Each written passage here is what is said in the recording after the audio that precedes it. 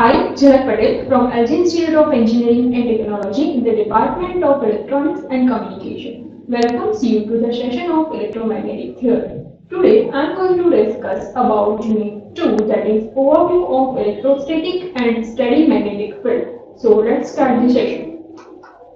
First of all, let's first start with the electrostatic field. So, for electrostatic field, the main law is the Coulomb's law, that is similar to the force that we have studied in a mechanical system also, that the force depends on the mass, acceleration and the distance between the two units. So here also the Coulomb's law relates the two charges like this. The between two point charges, there is a force of attraction or repulsion depending upon the nature of charges. Means if their two charges are of similar polarity, means plus q charges and plus q charges, first one is also positive charge and second one is also positive charge, then in that case the force of repulsion will create. And if the two opposite charges are there, means if one charge is of plus q, means positive charge, and the second charge is the negative charge, then in that case the force of attraction will cause. So in short, the force of repulsion and the force of attraction depends on the point charge's polarity, means whether it is a positive one or the negative one. So here, if the charges are unlike, then the force of attraction will produce, and if the charges are of like charges, means both are positive or both are negative, then the force of repulsion will start. So in this case, if we consider the 2 point charges, that is q1 and q2, and the distance between this q1 and q2 is r, then in that case the force, that is one of the vector quantity, can be given by F bar is equal to K q1 q2 upon r square Newton. Unit of force is Newton. Here K is the constant. Its value depends on the permittivity of the material, where q1 and q2 are the point charges and r is the distance between these 2 point charges. So here, so basically in the equation of F, the K is called as the constant, and K value depends on the free space permittivity, that is given by 1 upon 4 pi epsilon 0, where epsilon 0 is the permittivity of free space. Its value is given by 8.85 into 10 raised to minus 12 Faraday per meter. But if we talk about the medium permittivity, or if we talk that the two charges are applied to the different medium, then in that case the value of K depends on 1 upon 4 pi epsilon, where epsilon is the medium permittivity. So in that case F can be written like q1 q2 upon 4 pi epsilon 0 r square, where in place of K we write 1 upon 4 pi epsilon 0.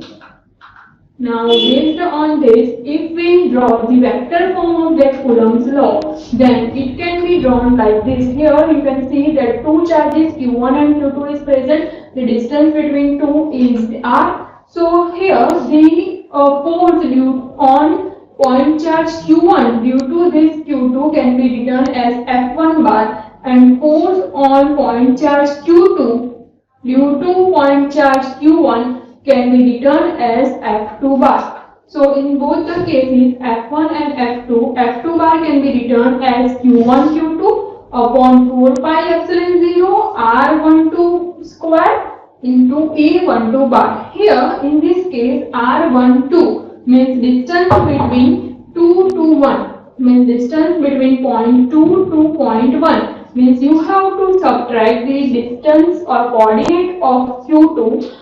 So you have to do the R12. So for R12, you have to do the subtraction like R2 minus R1, means the coordinate of Q2 minus coordinate of Q1, because F2 is our destination charge, means Q2 our destination charge and Q1 is our source charge.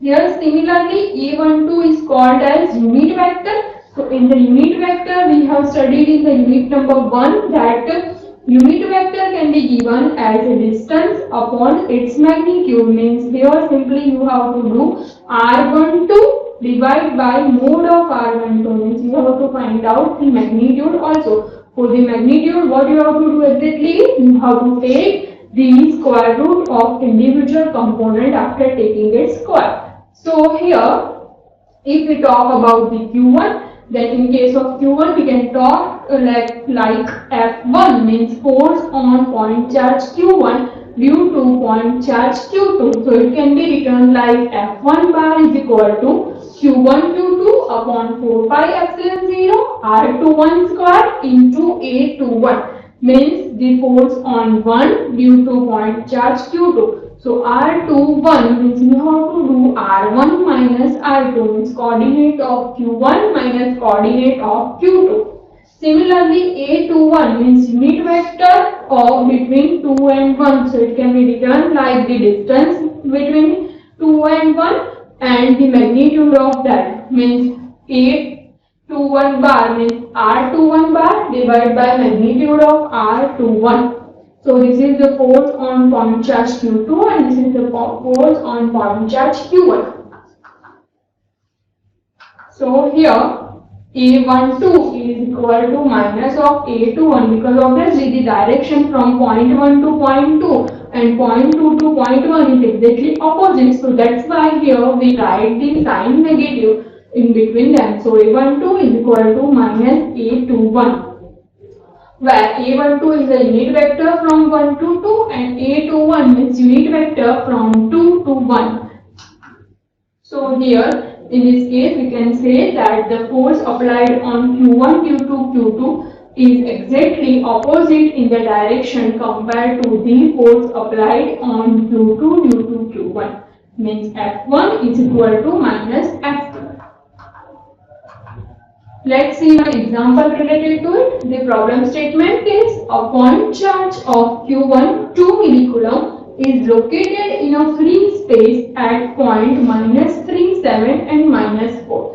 While the second point charge Q2 means 5 millicoulomb is located at point 2, 4 and minus 1. You have to find the force on F2 means you have to find the force on point charge Q2 that is 5 millicoulomb. Okay. So here we have to apply the Coulomb's law. But before applying the Coulomb's law, let's note that here the medium is free space. So instead of epsilon, you have to write K equal to 1 upon 4 pi epsilon 0 because here in the problem statement free space is mentioned. So you have to take the free space permittivity.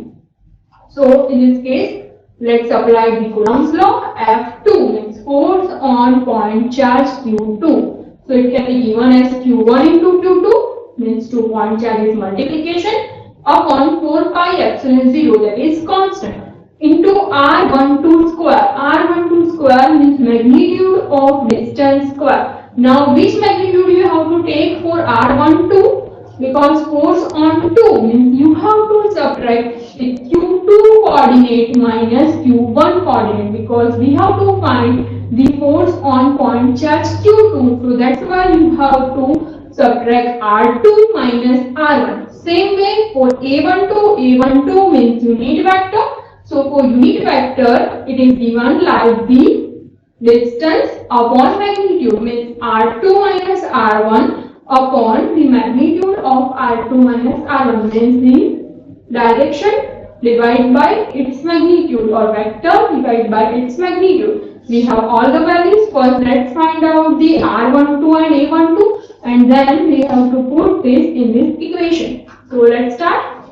First R12 means the distance from 1 to 2. 1 to 2 means you have to subtract 2 minus 1 because you have to find out the force on 2 means you have to do 2 minus 1. So the coordinate of the second charge is 2, 4 and minus 1. So 2, 4 minus 1 minus the coordinate of first charge is minus 3, 7 and minus 4. So if we subtract these two coordinates, we have the value that is 5 minus 3 and 3. Means if we write it in a Cartesian coordinate system, because here the two coordinates given here is in a Cartesian system, so you have to write like ax, ay and az term. means 5ax minus 3ay plus 3az. Okay, so this is our answer for R12. Now let's find out the unit vector. Unit vector means vector upon magnitude means R12 divided by magnitude of R12. So here vector means 5ax minus 3ay plus 3az divided by its magnitude. Magnitude means square root of individual component square means 5 square plus minus 3 square plus 3 square. So this will be like this 5ax minus 3ay plus 3az upon root 43. This is A12 part. Now let's apply this in the equation of force on point charge Q2. So force on point charge Q2 is Q1 Q2 upon 4 pi epsilon 0 R12 square into A12 bar. So let's put the values over here. Our two point charges are 2 millicoulomb and 5 millicoulomb. So it is 2 into 10 raised to minus 3 coulomb and 5 into 10 raised to minus 3 coulomb upon 4 pi epsilon 0. 2 pi as it is, value of epsilon 0 is 8.85 into 10 raised to minus 12 into R12 square. Magnitude of R12 is root 43. So root 43 square into A12 bar. Into A12 bar means unit vector of 1 to 2 means vector upon magnitude. So this is our vector 5ax minus 3ay plus 3az is our vector.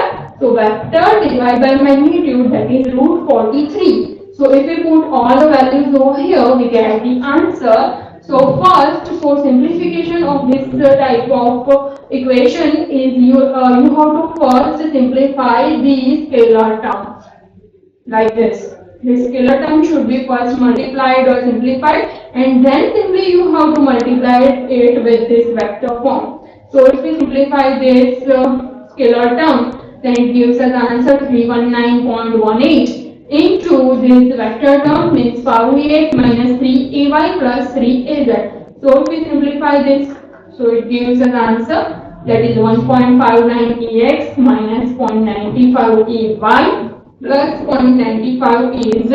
Unit is kilonewton. You can simply also write down like into 10 raised to 3 newton. That is also correct.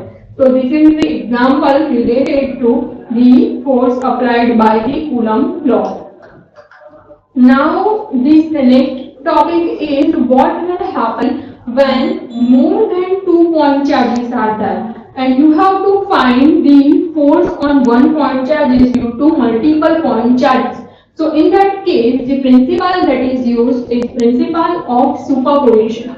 Principle of superposition is mainly used, as I said, that it is used to find the force on a particular charge due to the other charges. So for that case, we can write down the total force in case of total force F is equal to addition of all the other forces F1 plus F2 plus F3. Like if we ask for finding the force on point charge Q1 due to Q2 and Q3, so you have to find out force on Q1 due to point charge Q2 and force on Q1 due to point charge Q3, and then you have to make the addition of it. So it will give us the total force on point charge Q1.